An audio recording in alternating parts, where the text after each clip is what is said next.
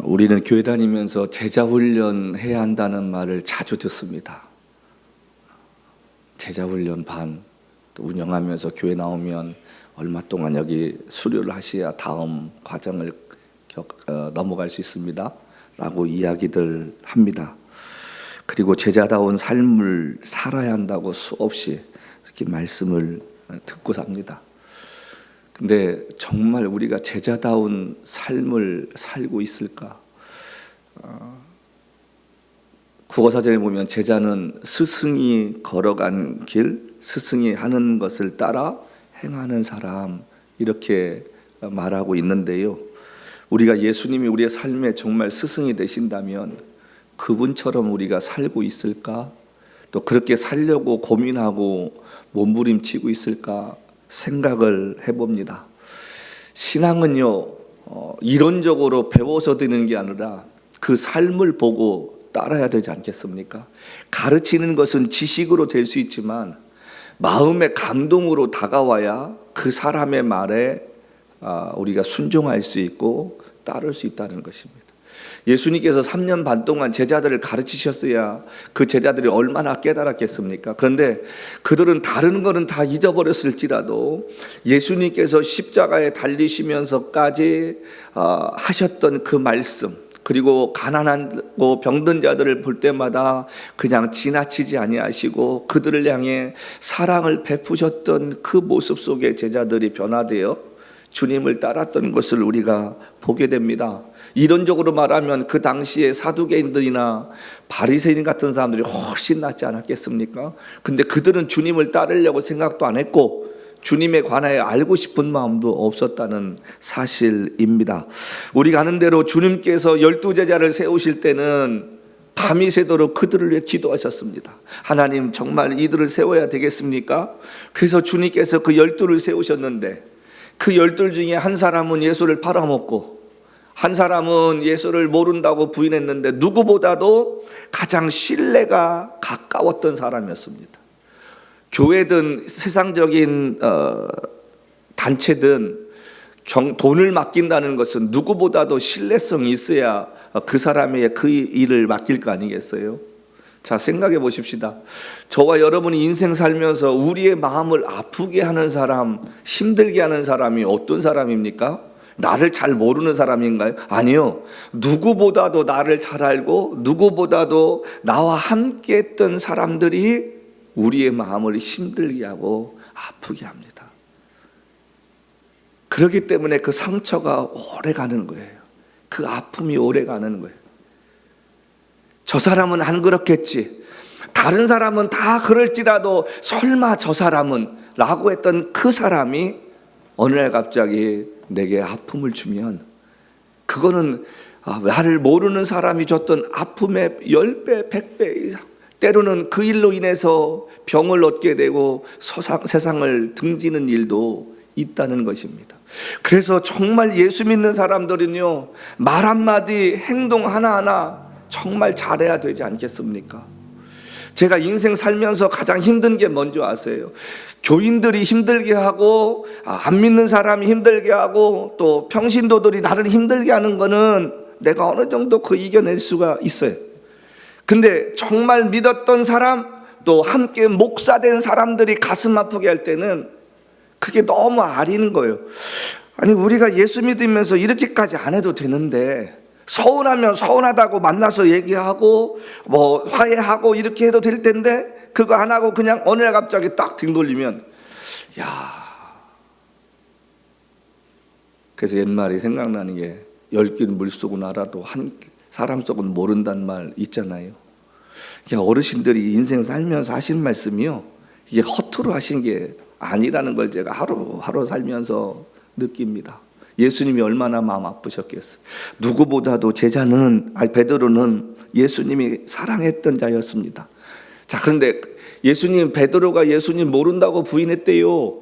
그러면 예수님도 그냥 잘못 전했겠지라고 생각할 수 있었지 않습니까? 근데 성경은 뭐라고 합니까? 예수님께서 베드로가 모른다고 저주하고 맹세하고 부인할 때 뒤를 돌아보셨는데 베드로와 눈이 마주치셨다는 거예요. 우리 같으면 평생 그 사람 안 볼 것 같아요. 그렇잖아요? 저도 목사지만 그거 쉽지 않을 것 같아요. 아니 어떻게 제가 나한테 저럴 수 있어? 어떻게 내 등에 그렇게 비수를 꽂을 수 있어? 정말 십자가에 달리시면서도 원통하셔서 씩씩대실 우리 같으면 그럴 텐데 주님은 속도 없으시지. 다시 찾아가셔서 베드로에게 묻습니다. 베드로야, 네가 나 사랑하냐? 그 베드로의 마음이 어떻겠어요? 에? 자기가 그 짓 해놓고 예수님 그 물으실 때 그렇게 할 말 없으니까 뭐라 합니까? 내가 주를 사랑하는 줄 주께서 아시나이다. 제가 생각할 때는 베드로가 주님이 물으실 때마다 고개가 점점점 숙여졌을 것 같아요. 왜? 자기가 한 짓을 자기가 알잖아요. 그런 제자들을 찾아가셔서 끝까지 사랑해 주심으로 그들이 변화되어 목숨을 걸고 복음을 증거하는 사람들로 살다 갔다는 것입니다. 여러분, 우리가 예수 믿으면 바르게 제자가 되어야 할 책임이 있다고 저는 믿습니다. 내가 하고 싶다고 해서 하고 하기 싫다고 해서 안 할 수 있는 길이 아니라 당연히 우리가 제자다운 삶을 살아야 되지 않을까. 그러면 우리가 제자 얘기하는데 어떤 사람이 제자인가? 여러분 어떤 사람이 제자라고 생각하세요? 우리가 성경을 그렇게 많이 보아왔는데도 제자가 될 수 있는 자격 조건이 뭔지 아십니까? 우리가 읽고 있는 이 요한복음서에 그 제자에 대해서 유일하게 사복음서 가운데, 아니 성경 전체적 어디에도 없는 세 가지를 예수님께서 말씀하시면서 이런 사람이 내 제자가 된다, 딱 정의를 하셨다는 사실입니다. 오늘 이 말씀을 들으면서 여러분들은 여기에 합당한 사람인지, 그렇지 않으면 내가 이제부터라도 이렇게 살아야겠다라고 결단할 수 있었으면 좋겠습니다. 첫 번째는 요한복음 13장 34절 35절 말씀입니다. 우리 한번 되돌아가 볼까요? 13장 34절 35절 다 아는 이야기입니다. 새 계명을 너희에게 주노니 서로 사랑하라. 내가 너희를 사랑한 것 같이 너희도 서로 사랑하라. 너희가 서로 사랑하면 이로써 모든 사람이 너희가 내 제자인 줄 알리라. 어떤 사람이 제자 될 수 있습니까? 사랑할 줄 아는 사람. 근데 여기에 하나의 우리가 딜레마가 있습니다. 사랑과 공이라는 게 있습니다. 자식을 키울 때 사랑이 너무 많아지면 자녀가 버릇이 없어집니다. 근데 공의가 너무 앞서게 되면 애가 주눅이 들어요. 사랑이 많아지면 애가요 자존심이 강해집니다. 사람을 무시하고 발 아래 두려고 하고. 근데 성경은 말하는 게 뭡니까? 사람 위에 사람 없고 사람 밑에 사람 없다. 모두 다가 동등하다는 거. 피부 색깔이 어떻든 배움이 어떻든 가진 것이 많든 적든 잘생겼든 못생겼든 잘났든 못났든 하나님 앞에는 모두 다가 소중한 존재들이고 구원받아야 할 존재인 줄로 믿습니다. 그 성경이 말하는 인간은. 그러니까 사랑이 너무 많게 해주면 아이가 버릇이 없어지고, 반대로 너무 엄격하게 기르면 아이가 어떻게 됩니까? 자존감이 낮아집니다. 주눅 들고요, 어디 가서 기 못 피고요, 눈치 보고요, 그렇게 삽니다. 자, 그러면 사랑과 공의는 어떻게 해야 되는가? 여러분 동등하게 가야지 않습니까? 우리가 이런 말 있잖아요. 사람들이 할 때 목사님 원수를 7번씩 70번이라도 사랑하시라고 하는데 회개가 없는 사랑이 뭐가 있습니까? 하나님은 우리를 사랑하시지만 우리가 회개하지 않으면 하나님은 징계하십니다.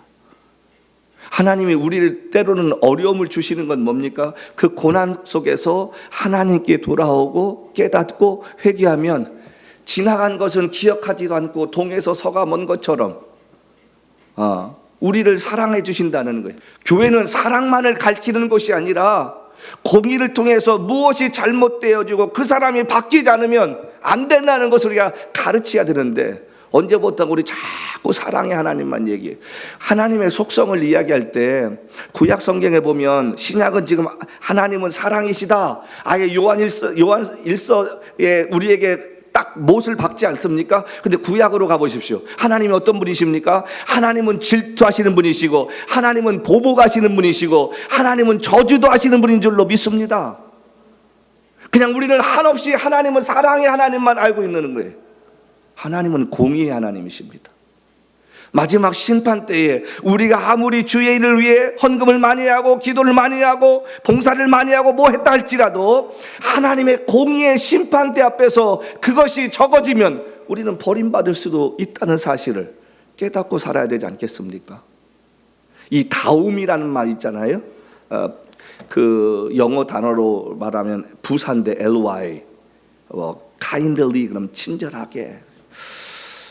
그러니까 목사는 목사다움이 있어야 되고 성도는 성도다움이 있어야 되지 않겠습니까?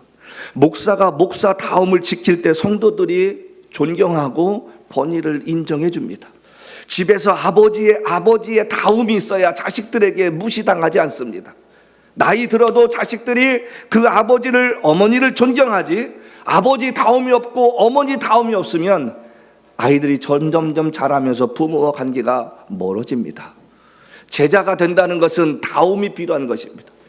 그리스도인 다움 갖고 사는 그 사람이 바로 제자인데, 그것이 뭐냐면 사랑해야 한다는 거예요. 근데 예수님이 여기 뭐라고 말씀하세요? 내가 너희를 사랑한 것 같이. 그 얘기는 뭐예요? 내가 한 만큼만 하라고. 내가 한 만큼만 하라고. 내가 사랑한 것 같이 너희도 서로 사랑하라. 예수님의 사랑이 어떤 사랑이셨습니까? 긍휼한 마음이 있으신 분이셨습니다. 그런 지나가시다가 어려운 자 보면 외면하지 않으신 분이셨습니다. 당신 옷 두세 벌 갖고 계셨던 분도 아니었다는 거예요. 근데 우리는요, 예수 믿으면서 얼마나 인색합니까? 내가 좋아하는 사람은 좋아하고요, 내가 싫어하는 사람 만나도 외면합니다. 그게 우리들의 모습입니다. 주님이 그렇게 하셨으면 저와 여러분 가운데 이 자리에 앉아 있을 분이 누가 있습니까? 사랑하신 것처럼 너희도 사랑하라. 어떻게 사랑하셨어요? 볼품없던 제자들을, 이름 없던 제자들을 선택해 주시고 훈련시키시고 하나님 나라의 일꾼으로 세우셨다는 사실입니다. 볼품없고 별 볼 일 없었던 그 사람들을 주님이 택하셔서 하나님의 일꾼으로 많은 사람들 가운데 뽑아 주셨다는 거예요. 저와 여러분이 그런 사람이 되었음을 믿습니다. 그 은혜를 잊지 않고 살았으면 좋겠습니다. 그런데요, 사랑에는 뭐가 따릅니까? 희생과 인내가 따릅니다. 내 것을 주는 것이 사랑의 시작이지, 받는 것부터 하면 그건 사랑이 아니잖아요. 그러니까 제가 늘 드리지 않습니까? 친절도요, 평상시에 몸이 배야 남에게 친절할 수 있고요, 밥값 내는 사람이요, 평상시에 밥값을 즐겨낼 줄 아는 사람이 사람 만나면 밥값을 자동적으로 냅니다. 남에게 베풀지 못한 사람은 많은 것을 가져도 아까워서 베풀지 못합니다. 저는 우리 교회 나오는 모든 분들이 돈이 있든 없든 누가 뭐라 하든 먼저 지갑을 열 수 있는 자들이 되길 바랍니다. 하나님이 내게 채우시는 것, 내가 남에게 대접하고 남을 섬길 때에 하나님이 내게도 주시는 은혜를 경험할 수 있는 그 인생들이 되었으면 좋겠습니다. 사랑에는 인내와 희생이 따른다고 말씀드렸습니다. 내 것을 아끼는 것이 아니라 상대를 향한 긍휼의 마음이 있어야 된다는 거예요. 그러니까 사랑에는 뭐가 쫓아와야 되는 거예요? 긍휼이 쫓아와야 되는 거예요. 긍휼이 뭡니까? 불쌍히 여기는 거예요. 그러니까 똑같은 사람이 있는데 A라는 사람은 사람만 보면 안타까워하고 뭔가 주려고 하고 애쓰는 사람이 있는가 하면 B라는 사람은 똑같이 예수를 믿는데 외면하는 거예요. 인색하는 거예요. 근데 그런 사람들의 삶이 윤택하냐면 그렇지도 또 못해. 그러니까 성격 방식대로 살자니까요. 긍휼히 여기는 자는 긍휼히 여김을 받을 것이다. 내가 남을 사랑하면 주님이 나를 사랑하시는 것 아니겠느냐 하는 이야기입니다. 주님의 사랑은 조건 없는 사랑이었습니다. 이 사랑이 우리 안에 있다면 교회가 시끄러울 일이 있고, 시끄러울 것이 뭐가 있고 싸울 것이 뭐가 있습니까? 그렇잖아요. 우리가 사랑하지 못하기 때문에 싸우는 거 아닙니까? 사랑하지 못하기 때문에 주지 못하는 거 아닙니까? 사랑하지 못하니까 관심 없는 거잖아요. 사랑하는 마음이 없으니까 그 사람에 대해 궁금함이 없는 거예요. 그 사람이 어떻게 살고 있는지 우리가 궁금해하지 않습니다. 사랑을 하면요 궁금해집니다. 근데 사랑이 없으면 관심이 사라집니다. 관심이 사라지면 그 사람에 대해 별로 알고 싶은 마음도 없고요, 보고 싶은 마음도 없는 거예요. 사랑해 보십시오. 사랑에 미쳐 보십시오. 하루 24시간 아무 때도 만나도 좋습니다. 근데 사랑이 식어지면요, 만나자고 해도 그냥 불편해지기 시작합니다. 왜 그렇습니까? 사랑은요, 사람으로 하여금 쉼과 관심과 용기를 주는 힘이 있기 때문에 그렇습니다. 주님께서 제자가 되는 방법은 사랑할 줄 아는 사람만이 제자가 된다고 말합니다. 너희가 서로 사랑하면 이로써 모든 사람이 너희가 내 제자인 줄 알리라. 그러니까 제자가 되는 방법은 첫 번째가 사랑을 할 줄 아는 사람이 돼야 한다는 이야기입니다. 본절의 말씀을 지역하면 사랑하지 않으면 주님께서 버리게 될 수도 있다는 것. 교회는 신앙생활하는 방법과 지식을 가르치는 곳이 아닙니다. 어떻게 사랑하는가, 그거를 가르치는 곳이 바로 교회라는 이야기입니다. 요한일서 3장 18절 말씀 뭐라 했습니까? 자녀들아, 우리가 말과 혀로만 사랑하지 말고 오직 행함과 진실함으로 하자. 그래서 제가 목회 36년 하면서요, 정말 조심해서 쓰는 단어가 하나 있습니다. 여러분 그거 아시나 모르겠는데 제가 설교할 때 거의 안 쓰는 말이 있습니다. 우리 목사들이 추임새처럼 쓰는 말 있잖아요. 사랑하는 성도 여러분. 그 사랑한다는 말이 들어가면 그만큼 그 사람에게 해주고 나서 이야기할 거 아니에요. 그냥 우리는 너무 쉽게 사랑하는 성도 여러분, 사랑합니다. 그러다가 어느 순간에 이해관계가 잘못되어지면 그게 뭐로 바뀌어요? 미움으로 바뀝니다. 하나님의 사랑은 변하지 않습니다. 제가 인생 살면서 늘 기도하는 게 하나 있습니다. 하나님, 내가 사랑과의 관계 가운데 내가 손해볼지라도 내가 먼저 등 돌리지 않는 사람이 되게 하소서. 내가 가슴이 아리고 잠을 못 잘 만큼 힘든 일이 있다 할지라도 내가 그 사람에게서 등 돌리지 않는 마음을 주시옵소서. 그렇게 살려고 애를 써봅니다. 여러분, 참된 제자는 삶에서 사랑을 행하는 자들입니다. 세상 사람이 보기에 저 사람은 사랑을 할 줄 알아. 서로 관심과 사랑 갖고 사는 우리가 되십시다. 두 번째로 7절 말씀입니다. 15장 7절 말씀. 뭐라고 했습니까? 여기 이렇게 말씀합니다. 너희가 내 안에 거하고 내 말이 너희 안에 거하면. 두 번째 제자가 되는 자격은 뭐냐면 하나님의 말씀이 우리 안에 거해야 된다는 거예요. 예전에는 내가 살면서 말씀을 내가 이끌고 갔는데 거듭나고 하나님의 사람이 되었으면 하나님의 말씀이 우리를 이끌어 가야 할 줄로 믿습니다. 동의하시면 아멘 하십시다. 여러분, 주님이 원하시는 대로 살아야 한다는 말입니다. 내가 예전에는 몰랐는데 예수 믿고 나서부터는 내가 예수님이 나를 이끌어가는 인생, 복음을 깨닫고 예수를 바르게 믿으면 여러 모양으로 삶이 불편해집니다. 힘들어집니다. 말하는 게 조심스러워져야 되고요, 행동하는 게 조심스러워야 할 줄로 믿습니다. 교회 안에서도 마찬가지입니다. 예수님이 예의가 있으셨던 분이지 않습니까? 예수님께서 제자들의 발을 닦으실 때 왜 예수님께서 겉옷을 벗으셔서라는 그 단어를 거기에 삽입을 했고, 또 그 12명의 제자들의 발을 작은 방에서 닦으시고 다시 겉옷을 입으셨다고 했을까요? 그 말을 쓴 이유가 뭘까요?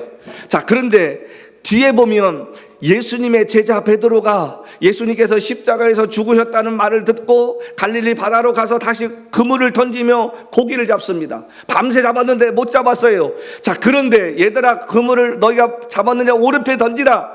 그때에 그들이 그물에 물고기에 가득 찬 것을 깨닫고요, 그 다음에 100m 거리에 있는 주님을 보면서 주님이시다라는 말이에요. 베드로가 어떻게 했습니까? 겉옷을 입고 갔다고 했습니다. 예수 믿는 사람들은 예의가 있어야 됩니다. 자리에 알맞는 옷을 입고 갈 줄도 알아야 됩니다.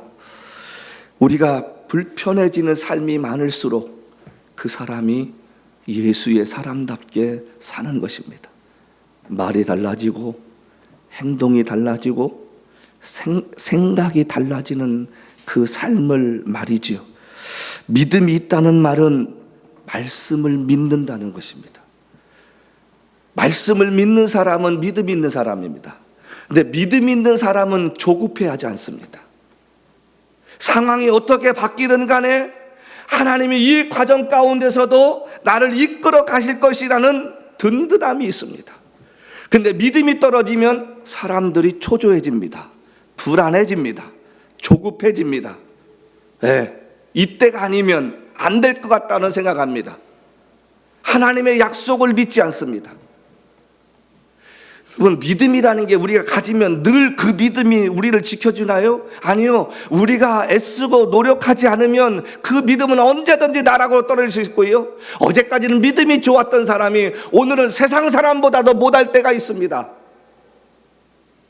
사단은 끊임없이 우리를 혼란하게 만들어요. 야, 이거 아니잖아. 이때가 좋은 거잖아. 요거 사. 지금 아니면 놓쳐. 그러면 못 사. 자꾸 우리의 귀 속에 맴돌게 하는 거예요. 지금이라니까. 지금의 맞은 때야. 지금이 적기야. 누가 뭐라 하든 상관없어. 지금 얼른 해. 그게 마귀가 우리에게 하는 얘기.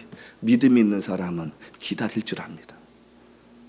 아브라함이 75세에 거길 하란을 떠나서 내가 지시할 땅으로 가라. 거기까지는 괜찮은데 다음 해에 내가 애를 주겠다고 할 때 그게 믿어졌겠어요?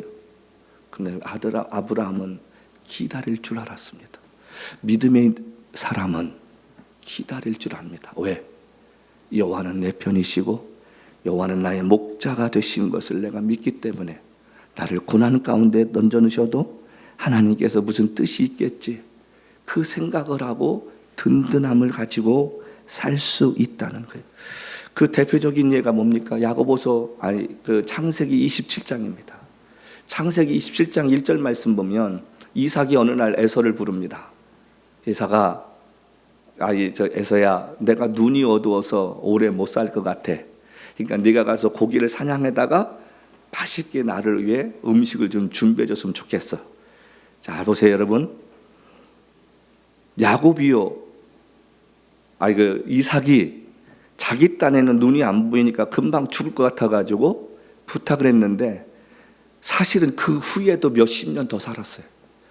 근데 거기서 무슨 사건이 벌어집니까? 리브가가 그 얘기를 들었어요. 근데 리브가는 무슨 약속을 받았습니까? 큰 자가 작은 자를 섬긴다는 걸 알았고 야곱이 에서보다 하나님 앞에 쓰임받을 거라는 사실을 알았어요. 자, 그런데 두 사람의 실수가 뭡니까? 이삭은 하나님의 때가 안 됐는데도 불구하고 에서를 불러서 자기의 욕심을 채우고자 아들을 충동질하는 잘못된 판단을 하게 되고, 그 이야기를 들은 리브가는 야곱을 통해서 아버지를 속이게 되고 형을 속이게 되는 그런 잘못된 일로 축복권을 빼앗습니다. 근데 여기서 문제가 뭡니까? 아무리 뜻이 옳다고 해도 방법이 잘못됐다는 거예요. 리브가가 그렇게 하지 말았어야 되는데 아버지를 속이게끔 만드는 주법이 돼버립니다. 저와 여러분의 인생 가운데 아무리 옳은 것 같고 아무리 이것이 바른 것 같을지라도 방법이 잘못되었으면 그건 잘못된 것입니다. 우리가 뭐로 가도 서울로 가면 된다는 말이 있지 않습니까? 바로 그거와 똑같은 이야기입니다. 아무리 뜻이 좋아도 하나님 앞에 옳은 방법을 가지고 행하지 않으면 그것은 잘못된 일입니다. 하나님은 결과를 소중하게 보시는 분일 수 있지만 과정도 소중하게 보시는 분이라는 말입니다. 저와 여러분이 말씀에 어긋나서 사는 삶, 말씀대로 살지 못하고 그 말씀을 왜곡시키는 삶을 산다면 그것은 우리가 잘못된 것이라는 이야기입니다. 하나님의 말씀이 나로 하여금 맞춰주는 게 아니라 내가 힘들고 어려워도 하나님 말씀 따라 살려고 우리가 애쓰는 사람이 되어야 할 줄로 믿습니다. 그 사람이 제자가 될 수 있는 사람입니다. 근데 이 시대가 그러냐는 말이에요. 말씀은 압니다. 그런데 자기에게는 관대해요.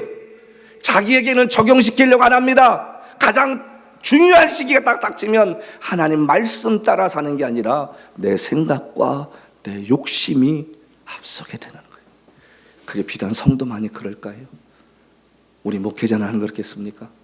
우리 교회 중직자들은 안 그렇겠습니까? 여러분, 그래서 성경은 뭐랍니까? 믿음은 들음에서 난다는 것입니다. 말씀을 들어야 할 줄로 믿습니다. 바르게 말씀을 전하는 사람을 통해 하나님 말씀을 바르게 듣고 그 말씀을 깨닫고 그 말씀 붙잡고 내가 살려고 몸부림치며 하나님 내 욕심이 앞서지 않게 해달라고 날마다 기도로 우리가 버텨야 할 줄로 믿습니다. 그 사람이 제자가 됩니다. 근데 슬프게도 점점 이런 사람들이 적어져 간다는 것입니다. 말씀을 전하는 목회자도 교회 중직자도 직분자도 그렇게 살지 않는 거예요. 제자는 스승이 걸어간 그 길대로 걸어간다고 말씀드렸습니다. 그렇다면 하나님이 주신 말씀 따라 손해가 온다 할지라도 내가 그렇게 살려고 몸부림쳐야 되지 않겠습니까? 말씀 안에 거하는 삶, 자기 욕심 따라 살 수 있을까요? 코람데오라는 말이 있습니다. 하나님 앞에서 여러분과 제가 지금 행하고 있는 일들이 하나님 앞에서 괜찮은가를 물어볼 수 있길 바랍니다. 이것이 잘된 선택인지를 하나님 앞에 물어보길 바랍니다. 내 생각과 내 욕심과 뜻이 아니라 주야로 말씀을 묵상하여 그 말씀이 나를 이끌어가는 삶을 살고 있는지, 예수님의 제자들의 삶은 자기가 가고 싶은 길이 아니라 주님이 원하시는 길을 가려고 살다 간 사람이었습니다. 지난 2000년 기독교 역사 가운데 제자로 살기로, 제자다운 삶을 살기를 결단한 사람일수록 여러분, 자기가 원하는 대로 산 사람이 누가 있습니까? 원하지 않는 대로 주님이 이끌으셔도 감사함으로 살았다는 것입니다. 제가 종종 말씀드리잖아요. 양화진에 누워있는 200여 명이 넘는 선교사들이 조선 땅에 오지 않았으면 평안하고 행복하게 살 수 있는 길이 있었음에도 불구하고 주님의 부르심을 따라 제자다운 삶을 살기로 하여 이역만리 타국 땅에 와서 자식을 땅에 묻고 아내를 묻고 남편을 묻고 자신도 묻히는 그런 삶을 살다 갔다는 것입니다. 왜요? 제자다운 삶을 살기 위해서였습니다. 어느 인생이 가난하고 불편하고 타국에서 힘들게 살고 싶겠습니까? 근데 주님 때문에 그렇게 사는 것입니다. 주님을 따르면 주님은 부자가 될 거라고 말씀하지 않으셨습니다. 평안할 거라고 말씀하지 않으셨습니다. 나를 따르는 자는 안전하다고 말씀하지 않으셨습니다. 오히려 너희가 나를 따름으로 핍박을 받고 욕을 먹고 버림받을 것이라고 말씀하셨습니다. 심령이 가난해져야 한다고 말씀하십니다. 여러분, 심령이 가난해진다는 말이 무슨 말입니까? 세상적인 욕심을 내려놓고 하나님 앞에서 순수한 마음으로 살라고 말씀하신다는 것입니다. 우리는 주님을 사랑한다고 말하면서 그 사랑하는 사람이 뭘 원하는지 생각하지 않습니다. 자신이 원하는 삶을 살고 싶어 주님을 이해시키려고 애를 쓰고 있다는 것입니다. 기억하십시다. 하나님의 말씀이 내 안에 커지면 커질수록요, 내가 포기할 게 많아집니다. 내가 내려놓아야 할 게 많아집니다. 주님의 말씀이 내 안에 역사하시면 역사하시는 대로 제가 불편해지는 게 많아집니다. 그 길이 좁은 문으로 가는 길이고요, 우리가 주님을 이해시키려고 하지 말고요, 순종하려고 애쓰는 삶이 되었으면 좋겠습니다. 이 정도쯤은 주님이 이해해 주시겠지, 괜찮겠지. 여러분, 그거 아니라는 것입니다. 나는 지금 첫사랑을 가지고 살까? 아니면 난 변질된 사람인가? 한번 좀 이번 한 주간 고민해 봤으면 좋겠습니다. 왜 예수님께서 요한계시록을 시작하시면서 제일 먼저 에베소 교회를 말씀하셨을까요? 그 어느 교회보다도 에베소 교회를 거쳐간 사람들은 주님이 사랑하셨고 주님 앞에 의뢰받은 사람들이 지도자였습니다. 그런데 그들이 죽고 나서 교회가 변질됐더니 주님이 그 교회를 사랑하는 마음이 너무 크셔서 회개하라고 말씀하시는데, 첫 번째가 뭐냐면 너희가 첫사랑을 회복하라고 말씀합니다. 내가 처음 예수를 만났을 때는 가난해도 아골골짝 빈들이라도 내가 주님 말씀 따라 살겠다고 고백했는데, 어느 날부터가 나는 현실에 안주하고 싶고 고생하고 싶지 않고 이 정도쯤 했으면 됐다라고 생각하고 편안하게 살고 싶은 마음 없느냐는 사실입니다. 기억하십시다. 우리 인생 정말 주님의 제자다운 삶을 살기를 한다면 마지막 숨 거두는 그날까지 우리 주님이 기뻐하시는 그 길을 걸어야 할 줄로 믿습니다. 그리고 그렇게 가려고 몸부림치는 저와 여러분이 되어야 할 줄로 믿습니다. 우리는 하나님의 사랑만 이야기하지 공의 하나님은 잊어버리고 삽니다. 성도 여러분, 말씀이 우리를 이끌어 가시는 삶을 삽시다. 여호와의 말씀은 내 발의 빛이요 등이라. 불편해도 주님이 아니시라면 포기할 수 있는 용기 달라고. 그리고 때로는 내가 기도하는 것이 응답되지 않아도 기다리고 기다렸더니 기가 막힐 웅덩이에서 나를 건져주시는 하나님의 은혜를 경험해 달라고 고백하는 우리가 되었으면 좋겠습니다. 마지막, 주님의 제자가 될 수 있는 자격 조건이 나오는데, 오늘 우리 읽은 8절 말씀입니다. 다 같이 읽습니다. 시작. 너희가 열매를 많이 맺으면 내 아버지께서 영광을 받을 것이요 너희는 내 제자가 되리라. 자, 제자가 될 수 있는 방법 세 번째 뭐예요? 여기 보니까 열매 맺는 삶을 살아야 된다는 것입니다. 두 가지라 생각을, 크게는 복음을 전하는 것이고, 두 번째는 성령을 통해 우리가 갈라디아 5장 22절 23절에 나오는 것처럼 내가 성령의 열매를 맺고 사는 삶이 되어야 되지 않을까. 저와 여러분은 예수를 닮고 다니는 진열장과 똑같습니다. 가끔 제가 사람들에게 물어봐요. 제가 뭐 하는 사람처럼 보이세요? 그러면 이제는 좀 하나님 은혜로 사람들이 그래요.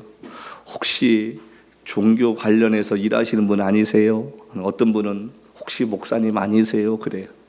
그럼 제가 어떻게 하셨어요? 말하시는 거나 얼굴에서 좀 그런 게 다른 게 보이세요? 제가 거기서 좀 위안 좀 얻습니다. 여러분, 저와 여러분의 삶을 통해 여러분의 정체성이 무엇인가 보여지는 사람이 돼야 되지 않겠습니까? 아, 예수 믿으세요? 오히려 다른 사람이 물어볼 수 있는 그런 삶을 사는 우리가 돼야 되지 않겠느냐 하는 이야기입니다. 저와 여러분의 삶을 통해 하나님이 기뻐하시는 그 일들이 일어나는 그 열매들을 통해서 우리가 하나님의 기쁨이 되는 사람이 되었으면 좋겠습니다. 제가 마지막 한 말씀 드리고 마치고 싶은 게, 제가 예전에 한번 말씀드렸던 것 같은데 1986년에 개봉된 미션이라는 그 영화 있습니다. 넬라 판타지아라고 유명해진 그 영화가 있는데요, 그 영화 가운데 다른 건 다 우리가 기억 안 해도 한 가지 그 사건이 있는데, 노예 상인이었던 사람이 어느 날 노예들을 팔고 집에 왔더니 자기 아내가 동생과 불륜을 저지르는 장면을 보게 됐습니다. 그래서 동생과 함께 결투를 하고 그 동생을 칼로 찔러 숨지게 합니다. 그리고 감옥에 갇혔습니다. 근데 그때에 예수원에 소속했던 가브리엘이라는 신부님이 잠시 내려왔다가 그 소식을 듣고 그 사람을 전도하게 되고 주교에게 맡겨달라고 이야기를 합니다. 그리고 자기가 사역하는 과라니족이라고 아리안테나 쪽에 있는 국경에 있는 그 마을로 데리고 가는데, 이게 웬일입니까? 그 동네에 있던 사람들을 잡아다가 팔은 사람인 걸 사람들이 아는 거예요. 자, 그런데 이 노예 상인이었던 이 사람이 자기가 입었던 갑옷과 칼을 가지고 이렇게 줄에다가 넣어가지고 그 폭포 위를 겨울러 가다가 떨어지면 다시 그걸 지고 가는 거예요. 그러다가 어느 순간에 사람들이 이렇게 보고 있는데, 그 원주민들이 보고 있다가 그 사람의 그 무거운 짐을 칼로 잘라줍니다. 어떻게 보면 자기가 진 죄에 속지 않은 마음으로 그 무거운 갑옷과 칼을 투구를 갖고 올라갔던 그 사람에게 사랑으로 용서해주고 잘라줍니다. 그리고서 그 사람을 부둥켜 안고 영화는 우는 장면을 보여줍니다. 그리고 시간이 지나면서 이 사람이 마을 사람들과 친해지고 동화가 되어 살다가 스페인에서 사람들이 쳐들어옵니다. 그 전에 이 사람이 세례를 받습니다. 천막 안에서 신부님이 거행하는 성례의 세례식에서 이 사람이 그리스도인임을 고백하게 됩니다. 근데 그때 그 사람이 했던 그 한마디가 제가 평생 가슴에 남습니다. 무슨 말이었냐면, 신부님, 저를 이곳에 데려와 주셔서 고맙습니다. 그리고 나갑니다. 40년 넘는 세월 전에 본 영화인데요, 제가 사역을 하면서 늘 가슴 한켠에 이 말씀을 두었던 이것은 하나였습니다. 내가 교인이 되었던 집회 가운데 만났던 목사님, 저에게 은혜를 받게 해주셔서 고맙다고, 예수를 알게 해주셔서 고맙다고, 훗날 제가 천국에 가게 되면 그런 사람들을 볼 수 있지 않을까. 저와 여러분 때문에 누군가가 살아가야 할 이유와 목적이 생길 수 있는 사람들이 되었으면 좋겠습니다. 나 때문에 한 사람이 변화되어지고, 나 때문에 예수 믿을 수 있는 그 사람이 늘어가고, 내가 베풀었던 작은 그 배려와 친절과 사랑이 또 다른 사람들에게 바이러스처럼 감염되어 세상이 좀 행복해지는 그 삶을 사는 우리의 삶을 이 한 주간 보여주십시다. 그래서 그 삶을 통해 이렇게 사는 것이, 제자라는 것이 사람들에게 보여줄 수 있는 축복된 삶을 사는 저와 여러분 되시기를 주님으로 간절히 부탁합니다. 자기한테